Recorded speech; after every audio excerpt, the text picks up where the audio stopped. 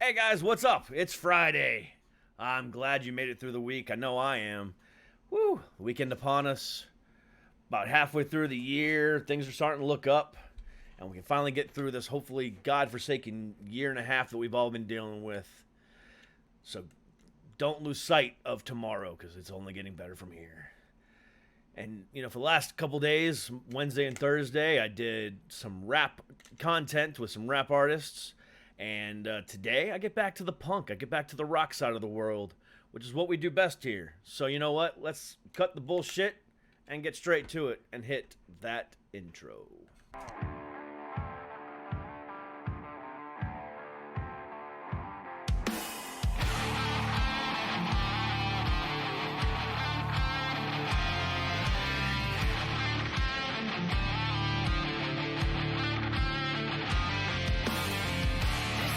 In place to keep us in chains by a show of hands. Who else is sick and tired of the same 1%? Trying to keep us small, trying to keep us from getting out, minimizing the struggles they've caused, saying we're not working hard enough. We really should stop this fighting. Otherwise, we'll miss the fireworks. There won't be any fireworks. And here we go.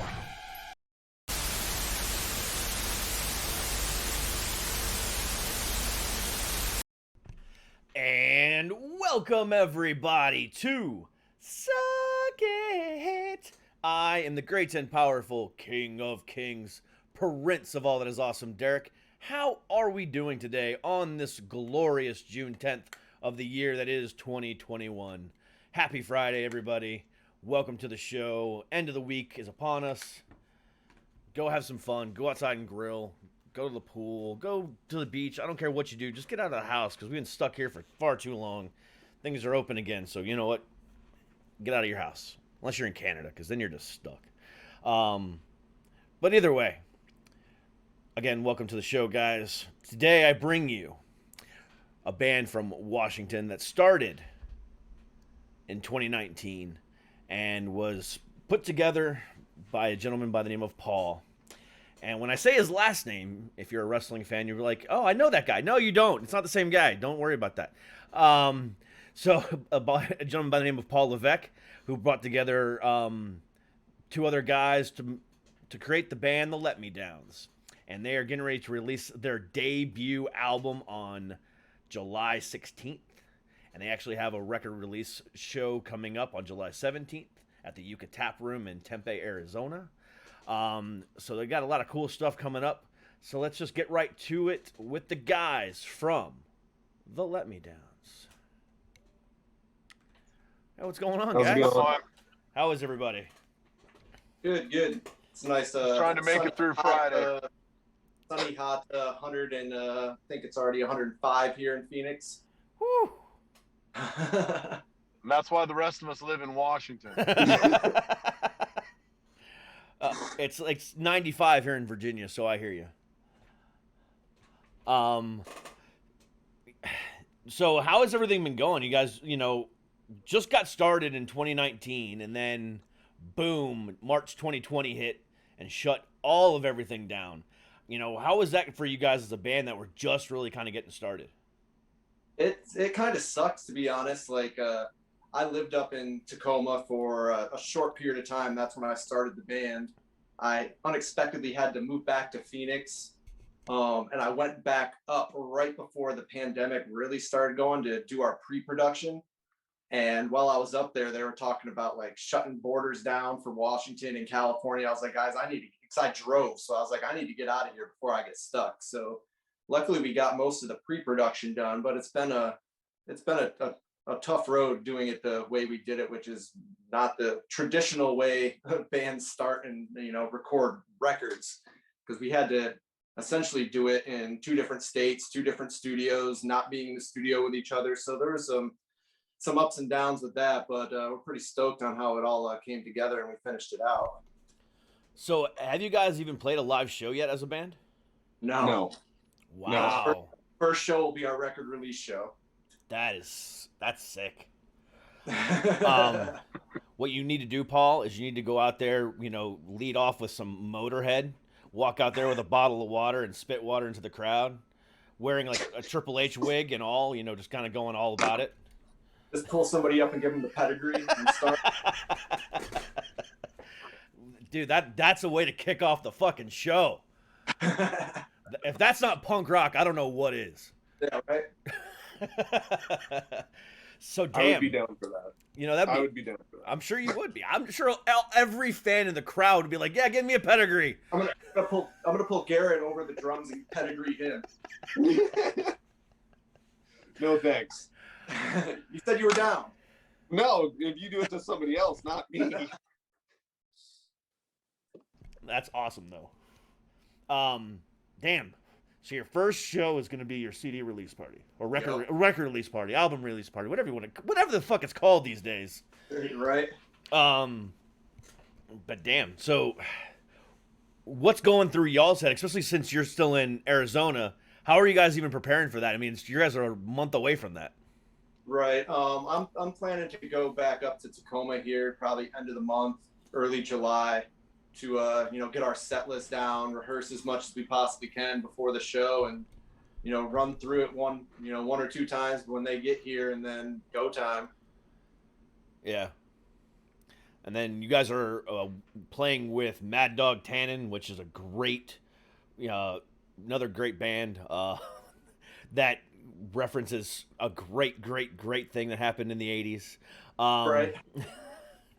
The weakest of the movies, but still acceptable reference. So one of my favorite movies. Well, series, I should say. Yeah, but part 3, Back to the Future 3 wasn't the best. No. Yes, it had its moments, I'll say, but out of the 3, I think the second's probably my favorite. Yeah, mine too. The second is the best. Absolutely, The second is the best. The stakes. I gotta go with the first. Really? One of the first movies I ever saw in the theater was Back to the Future, the first one. I was like 5. So it holds a special place in my heart, Back to the Future. Yeah, I mean, the first movie I ever saw in theaters, the drive-in theater, was E.T. I still remember that like it was yesterday, though. Mine was Batman. With Michael Keaton? With Michael Keaton. That was the first one I ever saw. I'm originally from Arizona, so I saw it in a real small town, and we literally had one screen, and it was sold out. And I just remember going, and the whole theater was packed. So yeah, I remember. It's still a memory that I've had, just seeing him on screen. To be like, oh, like this is Batman. Yeah, I mean, Michael Keaton was probably the best in my opinion. He is the best. Him and George Clooney. George Clooney actually did a really good job, except for the nipples. Oh wait, no, that was on. That was Val Kilmer. Val Kilmer. No. His was okay. He wasn't a good. He just didn't play a good. What's his name? The other character. Drawing a blank on his name. Bruce Wayne. He just wasn't a good Bruce Wayne. But you actually thought George Clooney did a good job? You think about it as like the background of Batman. That's Batman. That's literally like what they wanted. Michael Keaton and him did a really good job. Now the way they did it, and how the costumes and stuff, and the whole thing was very cartoony, very more. Not as what the original Batman was, but if they had it in that same sort of universe, yes, that's exactly. George Clooney was, I think he was one of the better ones, other than Michael Keaton. Yeah, I think they were trying to bring back that campiness of the Adam West days, which I love too. Yeah, I mean, I grew up on that stuff, watching that, and but it just, you can't, once you see, it's like, I don't know, when people, it's the same thing with Tim Curry, when people say, oh, what universe or what movie you'll know by somebody is how they know Tim Curry. And it's Rocky Horror. Rocky Horror or Pennywise or It, those are the two that I remember him from the most. I never saw the original It until a couple of years ago. So for me, the first time I remember seeing Tim Curry was in Home Alone 2: Lost in New York. He was the front desk manager. Oh, yeah. So so that's another one, yeah. But I actually didn't like Tim Curry as Pennywise. I thought he was kind of, again, campy. But at the time, though, you like during the 80s, like that, it was definitely. I don't know. If I had to go between the two Pennywises, I think Tim Curry's was better. Yeah, I guess when I watched it, being older and more mature, because like I said, I was like, however old, I watched it right before I went and saw the first It when Bill Skarsgård did it. I watched it right then and there, and I couldn't get over the fact that John Boy from the Waltons was in it, and I couldn't get over that. So maybe I was too. The Waltons. My dad made me watch that. My dad watched reruns of MASH and Waltons all throughout my childhood. My childhood was ruined thanks to my dad and his old-fashioned TV shows. Which is funny because that theme song to MASH is actually about suicide. It is. Which actually a lot of people don't know about. Yes, Yeah. It is. No, it's not. I've never seen the movie. Apparently, it's about the dentist committing suicide, but not actually committing suicide, and his name is Painless. That's why suicide is painless. Yeah, well, I actually like both of them. I like the movie and the series. I'm in the minority. You're also a little bit older than both of us. Yeah, shut up. Out here looking like Joey from the Friends reunion. Exactly.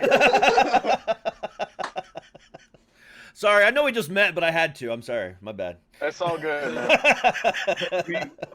We give it to him as well, but he gives it right back to us. So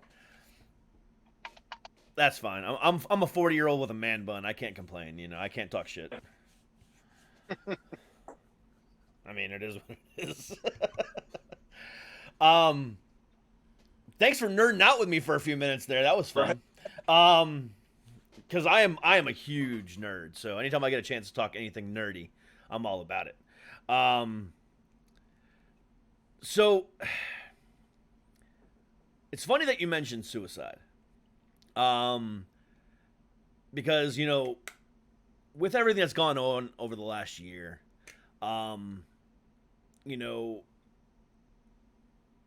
it's been hard on a lot of people mental health wise. And that's one of the things I like to focus on with my show is definitely mental health through music. When you guys go to sit down and write, when you guys go to sit down and, take a look at everything. I mean, obviously with that first single that single you guys just released, Tacoma Is For Lovers, it's a little bit different. But with the other material that you guys have written, do you guys take, any of that kind of stuff into a consideration? What do you mean? When I write, I mean, I'm a fucking emo writer. That everybody who's seen my bands before and the songs I write, I'm fucking emo as fuck. But I try to, I don't necessarily put like that in my songs. As far as depression and stuff like that, that's where a lot of my songs do come from. But that's kind of my release to not think about that for a little bit. So I don't really write about it in any of my material. So you use it as an escape, not a lashing out. Right. Which is therapeutic as well. And I always like to hear people's views on that. Because the thing about it is, let's be real. In some which way, shape, or form, every single entertainer, whether it's me, you, or the comedian down the street, all deals with some type of mental health issue. We do this, for a reason.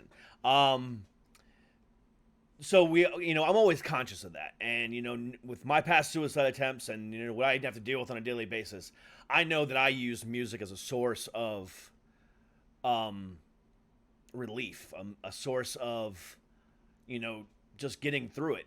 And sometimes I listen to songs that are depressing and about suicide or anti-suicide, or sometimes I listen to songs that are just happy just to make me happy, or sometimes I listen to a song, it's something about that, it's just a sad song just to get me to cry, you know. But I use music as a way to do that. And you know, when people discover your music, you know, what exactly are they wanting? Are you wanting to get from that? What are you wanting them to get from it? I mean, obviously, like a lot of this material on this record is about, you know, relationships, and like relationships going bad or not going at all, for that matter. And I just want, you know, everybody's been through that, and I just like want people to connect with the feeling that I had when I wrote that song. And I know people will, just because everybody's gone through divorce, breakups, you know, shit like that. So I think it's very easy to connect with our music. Yeah, I'm actually going through a divorce right now. The pandemic, I'm sorry, fucking sucks. my marriage did not survive the pandemic. So I feel A lot that of them didn't. a lot of them didn't. Um, you know, you know, I've talked about this for many years.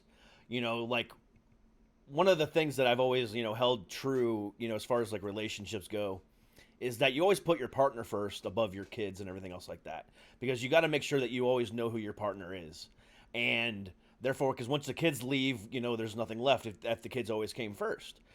But then the pandemic hit, and that realization happened a lot sooner for some people, and it was just like, oh, I gotta spend the rest of my life with you.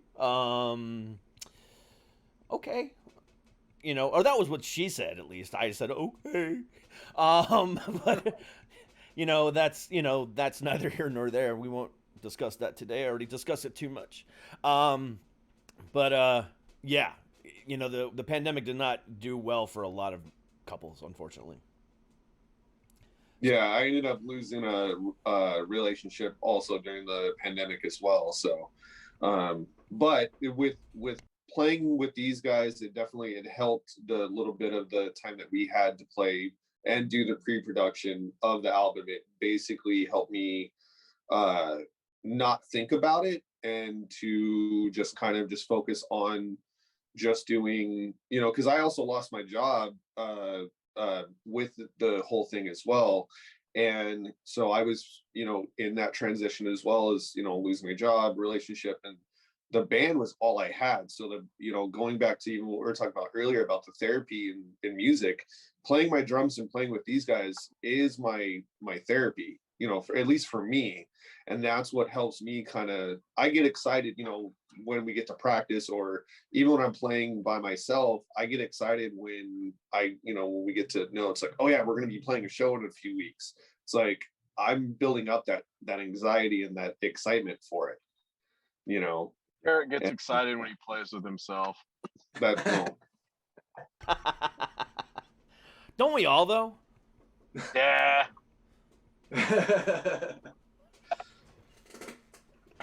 I mean, I don't know. The pandemic worked out almost kind of well for us because of the simple fact, you know, Paul lives in Arizona, Garrett and myself live in Washington. So I had a lot of time to sit in my house with a computer and a guitar and go, hey, what do you guys think of this? And well, that's great. Next time we get together, we can work on that. And same thing with Paul. I mean, we wrote a lot of this album via email. Yeah, I can understand that. There was a song on the record that I didn't even know was going to be on the record until a couple days before I went to record. They're like, oh yeah, we recorded this other song. Here it is, learn it. And I was like, I've got 2 days. Learn it. Blues riff and B, try to keep up and watch me for the changes. I couldn't watch you. You weren't there. I took it back to the Future. You did. That was great. I loved it. That was awesome. Yeah, I've talked to a lot of other guys that are in that same situation. I talked to a punk band out here in the DC area, that, you know, they were kind of scattered between the DMV area, between, you know, Delaware, you know, Maryland, Virginia, and stuff like that, and weren't really, you know, couldn't really travel. Plus, they were recording down in like Fredericksburg, Virginia, which is like, you know, middle Virginia. So like they had to they were doing all this kind of stuff, but then they just decided to do a covers album, you know, because it would be, you know, therefore, because they didn't want to have to do the, you know, the email back and forth and the so on and so forth. So what made you guys decide to go that route and take the risk of having to do it that way? For me, these are the first guys that I've wanted to play with in pushing a decade. I mean, I can't find people who want to play actual punk rock. They're all, yeah, I want to play punk rock. These are my influences. Well, come on, I mean, fucking Avril Lavigne and all these, kids who don't even know what it is. I talked to Paul on via Messenger before we ever got together, and our tastes aligned. Like, hey, this is what I'm into. I'm like, me too. Let's do this. So, I mean, it was a no-brainer to kind of keep it going and actually try to be a band, even though we can't meet up. Yeah. The whole, I'm a fan of punk music, and then saying, yeah, Good Charlotte's my favorite was always a big point of contention for me. So I hear you on that. Yeah. People who don't know what it is or whatever. Yeah, nobody... Or have a distorted view of it. Correct. Because, I mean, the early 2000s, late 90s really kind of screwed that up for a lot of people, unfortunately.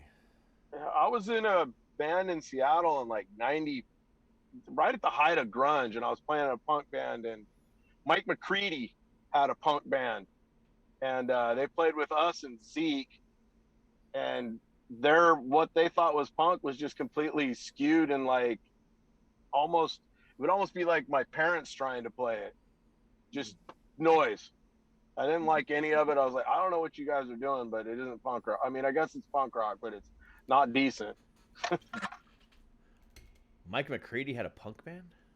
Yeah, he had a punk band called Bum Rush. I think they played one show at the Lake Union Pub in Seattle, and that's all it took. But, it was a good show with Zeke playing. I don't know if you're familiar with Zeke. Yeah. Yeah, I've heard. Yeah, I'm familiar with Zeke, but Mike McCready, that just doesn't seem right. Exactly. Especially at that time, that was the height of Pearl Jam. Right, and I think that was his thing. I mean, it was almost like this is kind of off, but it was almost like listening to somebody like the Backstreet Boys fight over who had more street cred. Like. And for all the non-rockers who just listen for the mental health content, Mike McCready is the lead guitarist for Pearl Jam. So just so everyone knows. Yeah. And nothing against him or what he was trying to do. It just wasn't my cup of tea. Yeah, but that's kind of that brings up an interesting point. One of the things I've noticed a lot lately is genre hopping as far as some of these artists goes. Machine Gun Kelly, Miley Cyrus, even. With what you just said, how do you guys feel about that as artists? I mean, go ahead, Paul. I mean, it's. I mean, do you? Whatever the fuck makes you happy. If going from being a shitty rapper to a shitty pop punk band makes you happy, all for it. But I'm not gonna listen to it. Like I hear it on the radio, and I'm like, every once in a while I listen to the radio in my car because I drive Uber, and I swear to God I hear Machine Gun Kelly like 4 times, 5 times every hour, and I'm like, Jesus Christ, enough already. Yeah. And that's why I listen to Sirius XM. Yeah. I mean, to me, I don't really care, if you're like kind of like Paul, do you, if that's what you want to do. I mean, I'm kind of from the generation, pick your hat and wear it, do what you do, but I didn't try to start beef with one of the greatest rappers ever and have him just destroy my career. So, I mean, and I don't exclusively listen to punk. I don't even know if I exclusively write punk. I just write what comes out of me, so. Yeah. I think what he did was a calculated move. I think he wanted very much so. Oh, I think he wanted out of the rap game, and he figured why not go after the biggest rap artist in the world, get destroyed, and then leave the genre and hopefully be accepted by somebody else. I think that was all calculated. And get Travis Barker to drum for you. Exactly. Yeah, that didn't hurt. That did not hurt at all. Yeah, when I heard that Travis Barker was drumming for him, I'm like, yeah, this was he did this shit on purpose. Well, he's laughing all the way to the bank too. Hell yeah. Especially with, yeah, especially with the street cred that Travis Barker has, because he's one of those guys that can genre hop, and nobody bats an eye because it's fucking Travis Barker. Yeah, I mean, yeah, he started off with, I don't even know what you call Blink, pop punk, ska, even they were just weird. I mean, all over. But that's because that's what they did best. And now that he's played with techno guys and EDM guys and rappers, everyone just has this massive appreciation for him. So anything he touches turns to gold.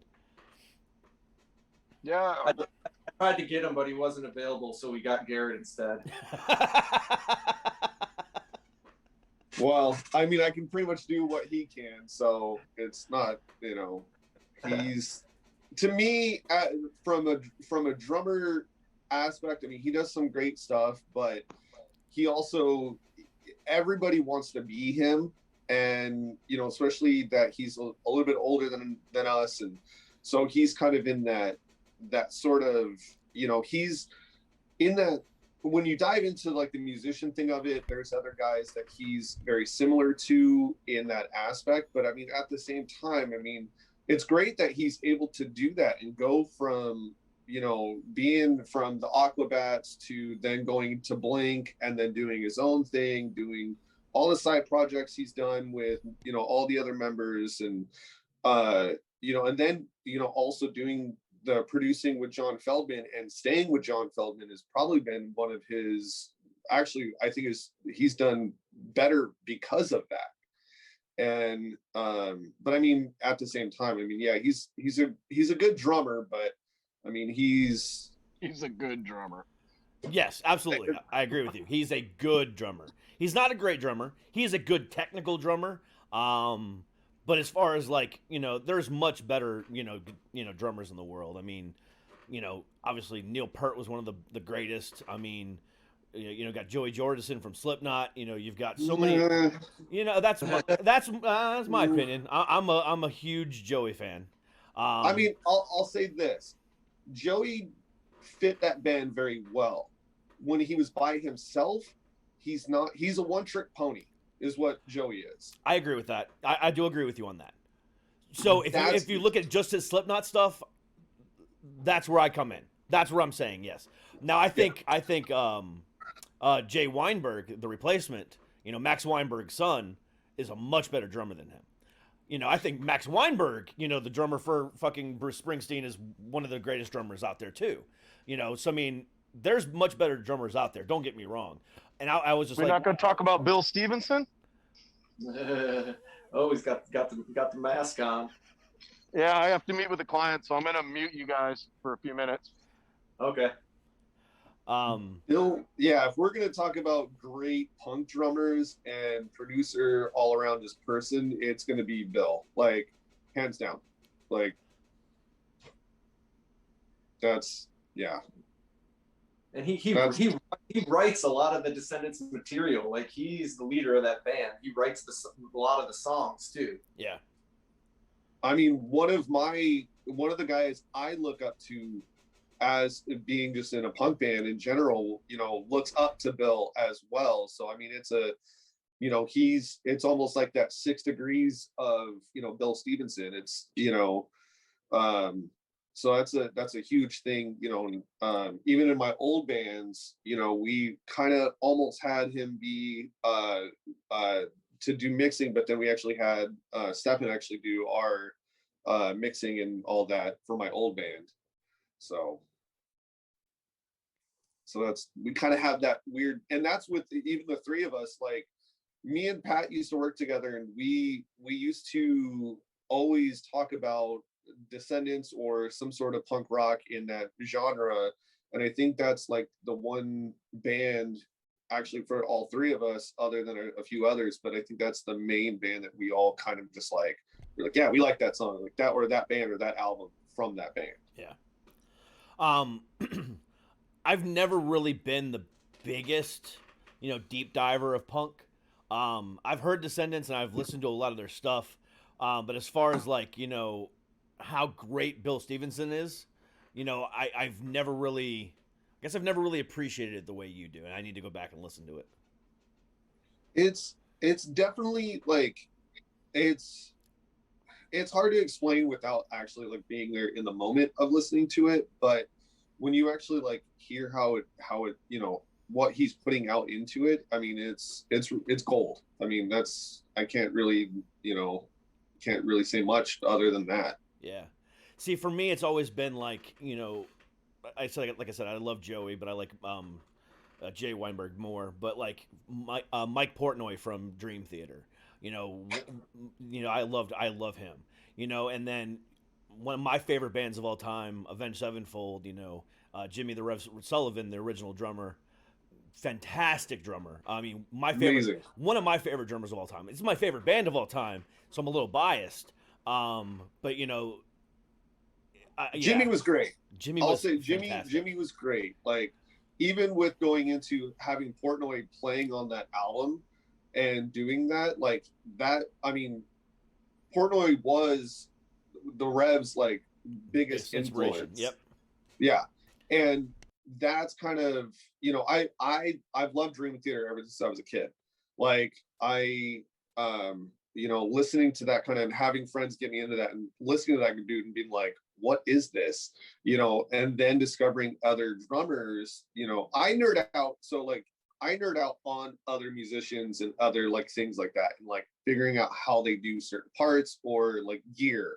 That's where I really nerd out about.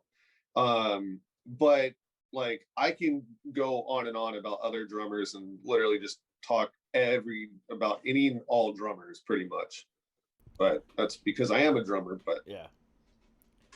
But yeah, like I'll say this though, with the new stuff from Avenge, I think that Chad fits that band, like he fits it perfectly. Like I think it is Chad, right? No, it's Brooks. Brooks. Sorry. Yeah, Brooks Wackerman. The two brothers. I always get mixed up with the two brothers. Yeah. But Brooks, yeah, I think he fits better with this band than he did with Bad Religion. But he also made Bad Religion sound amazing as well. He did. But he was also, I think, he made Bad Religion sound amazing, but I think he was also limited by what Bad Religion does. Because I remember when Matt, from the lead singer of Avenged Sevenfold announced it, everyone's like, oh, I guess you're never going to hear Nightmare again. There's no way he can do the double kick, or he can't do this, he can't do that. And I'm like, yeah, he can. And then the first time he played live, I was like, see? Look at this is what this guy can do. You think Matt Shadows and fucking Sinister Gates are going to be like, yeah, let's just go ahead and replace him with this guy who just has a name. No, obviously the guy can fucking drum. Well, no, Brooks is, like, and that was, like, because he, of course, he was always a session guy. He was always, I mean, he's like Josh Freese in a way. Josh Freese is literally a chameleon when it comes to that stuff.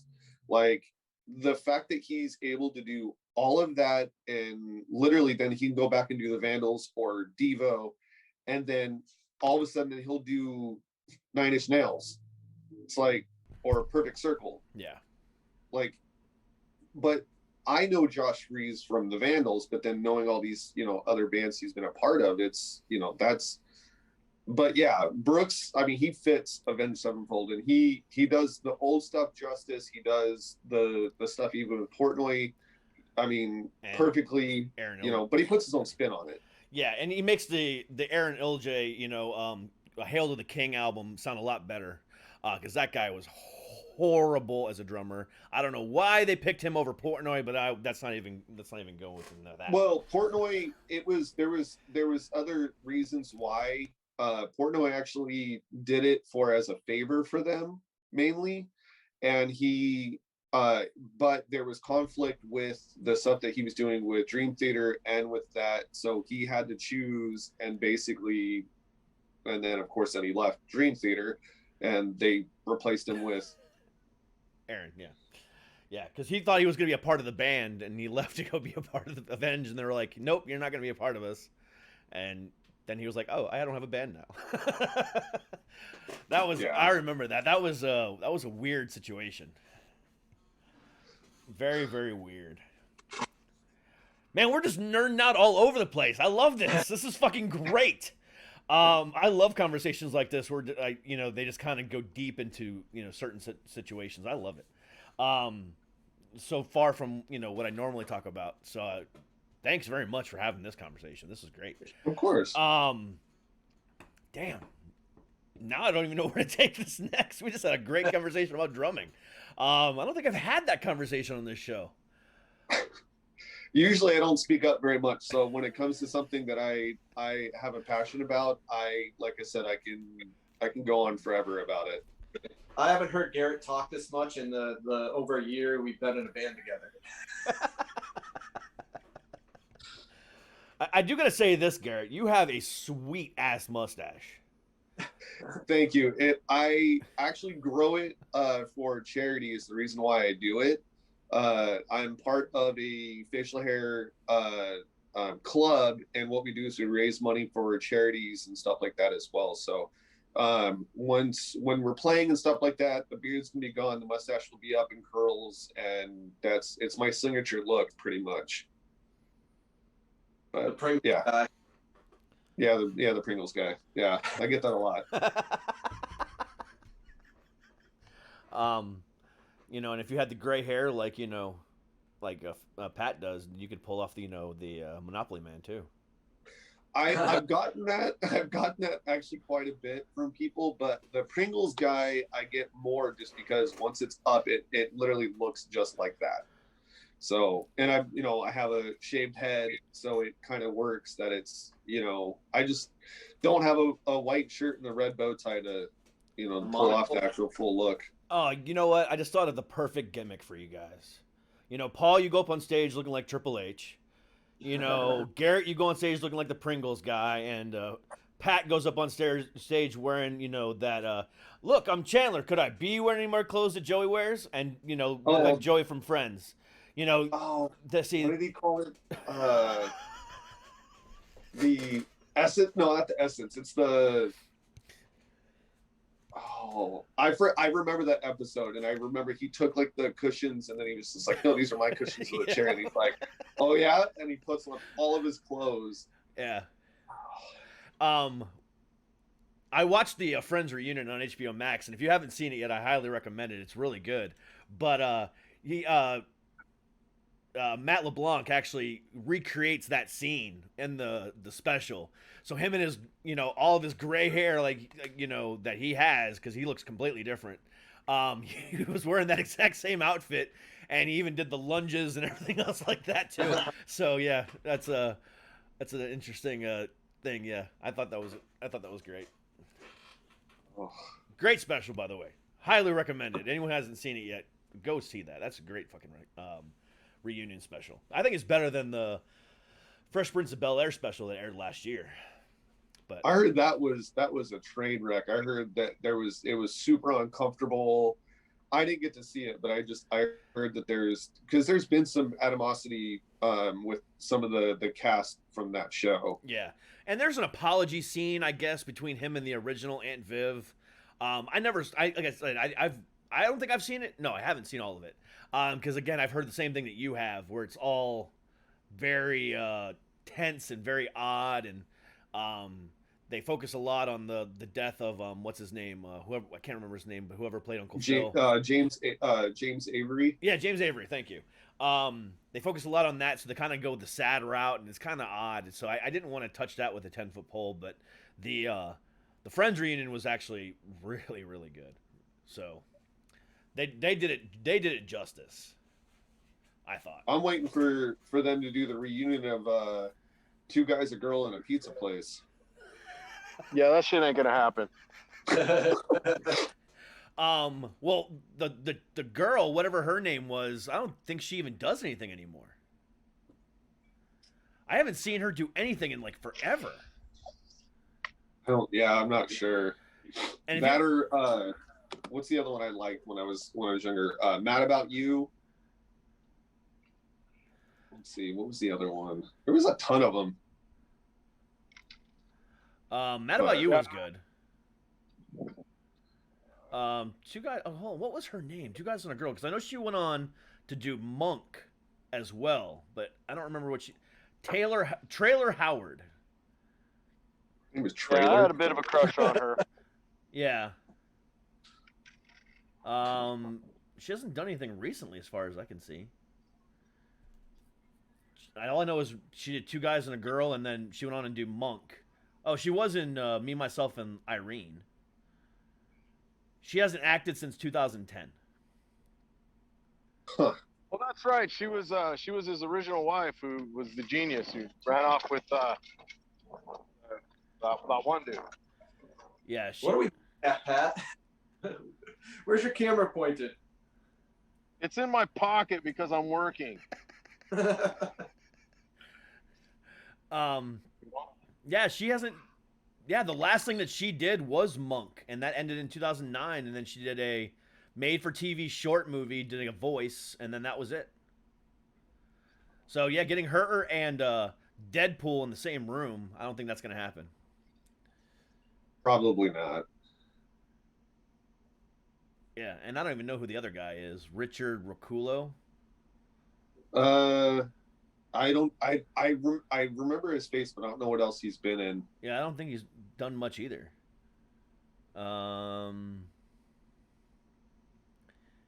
He hasn't acted since 2015, 2016. And even then, he didn't really do anything. Maybe they do the reunion for the money, because I mean, obviously Deadpool doesn't need it, but No.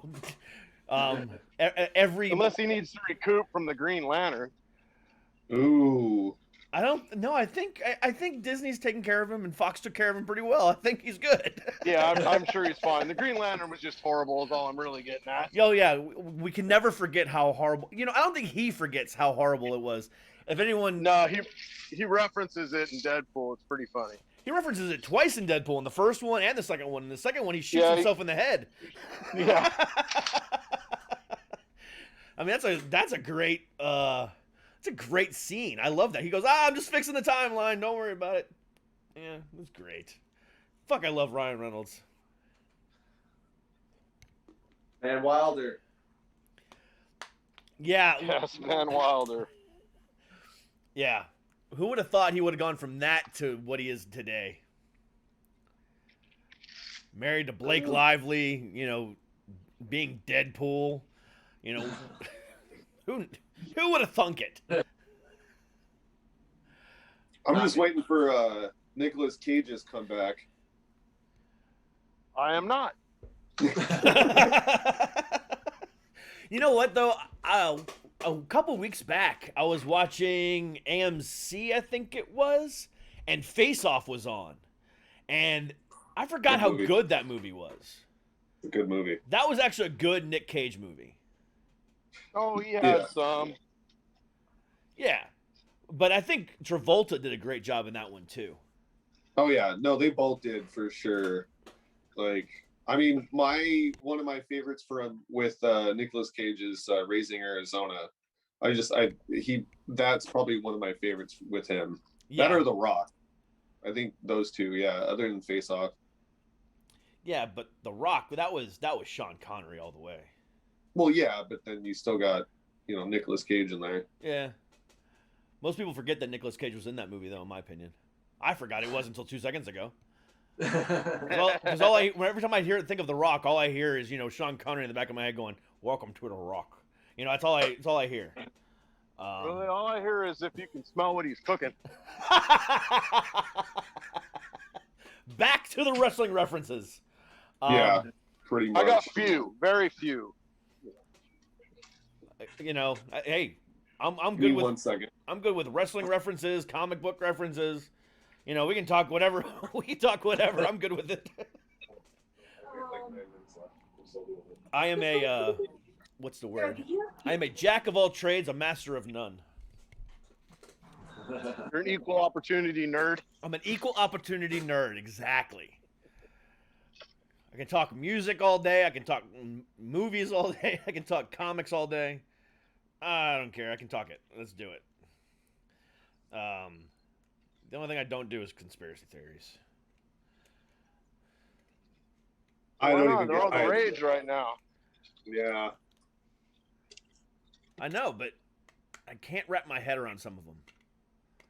Well, some of them are effing ridiculous. Yeah, like flat Earth.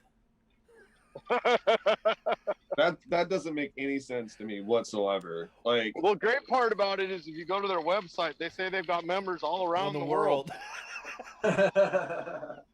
all around the globe. Yeah, all around the globe, all around the world, whatever. Yeah, however it's worded, but yeah, it's exactly what they say.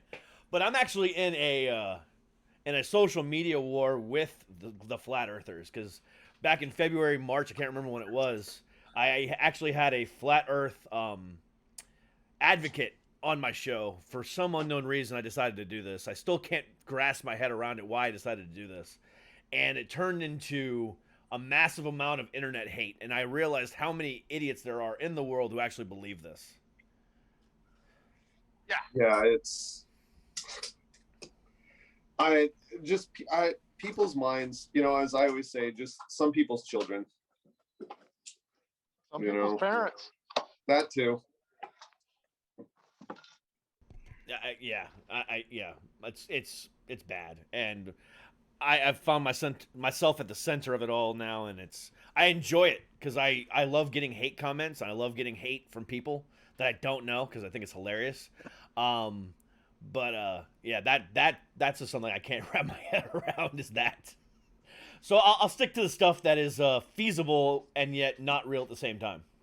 Like, I'm still hoping that one day I walk outside and get bitten by a radioactive spider. I think that that'll help. I think that'll be cool.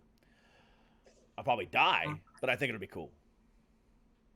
Yeah, that what was the one I just saw a thing about that where someone was like talking about getting bit by a horse or whatever, and then like the dude like runs off super quick, and it's like really that's where the whole thing like, but ugh. Yeah, my version, the visual that comes into my head when I think about Horseman is not somebody who can run really fast. Horseman. Yeah, there's some sort of hub involved with that, right? A major hub. A centaur just running around. I wouldn't be surprised if that is actually on the hub. I would. You can find it all. What's that rule? Rule 86. If you can think it, there's a porn about it. Probably. Yeah, sounds about right. That sounds about. I think that's what it's called. Something like that. Yeah, I don't even want to touch that subject. We don't have to nerd out about porn. No. I'll stick to the normal stuff. No centaurs, please. I don't even think I can carry a conversation about porn, so that's a good thing. I think that's one thing I'm proud not to be a nerd of. You haven't been divorced long enough. It's been 7 months. Does that count? I don't know. I don't know.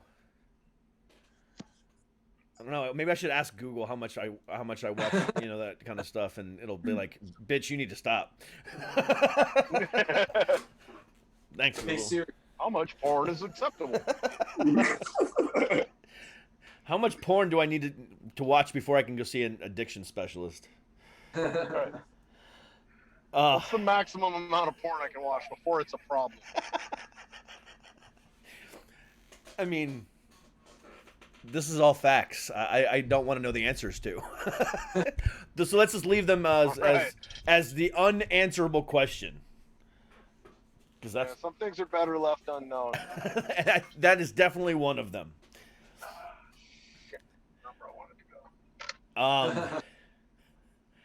Man, you guys have been a whole hell of a lot of fun to talk to today. And I love that we talked about so many different subjects, and really got to know a side of you guys to kind of prepare everybody for what they're going to get themselves into on July 17th and July 16th when you guys release your first album and play your first show. So I really appreciate this conversation. It's been a lot of fun. Well, we definitely appreciate you having us on the show. It was fun. Yes, thank you. It's been a blast. Appreciate it. And guys, all the information about them is down below. Check it out. Their album released on all streaming services on July 16th. Check it out. And if you're going to be in Tempe, Arizona, around the 17th, check them out live, doing their album release party. So check that out. But guys, again, thanks a lot for joining me. I appreciate it. Thank you. You guys have a great rest of your day. And for everybody else, thank you so much for joining me on this Friday. We will see you guys on Monday. Stay happy, stay healthy, and as always, stay heavy. We'll see you guys later. Peace. Peace.